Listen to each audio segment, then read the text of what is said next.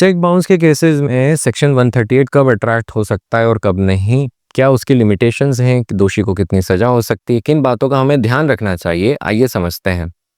सबसे बेसिक और primary condition है कि चेक जब दिया गया है वो लीगली एनफोर्सेबल डेट या लायबिलिटी को क्लियर करने के लिए होना चाहिए, मतलब वास्तव में पैसा देना बाकी हो।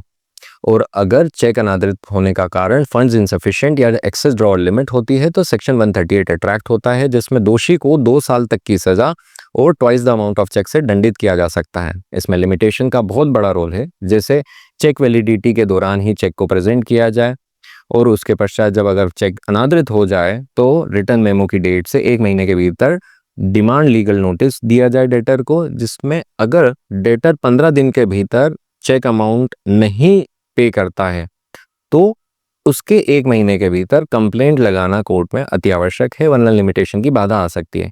ऐसे कई सारे बिंदु हैं जिन पे हम गौर फरमाना चाहिए, जो हम आमतौर पे नहीं देते हैं। अगर एडवांस पेमेंट की बात करें, अगर चेक सिर्फ एडवांस के तौर पर दिया गया था और उस समय कोई ड्यू लायबिलिटी नहीं थी तो सेक्शन 138 अट्रैक्ट नहीं होगा।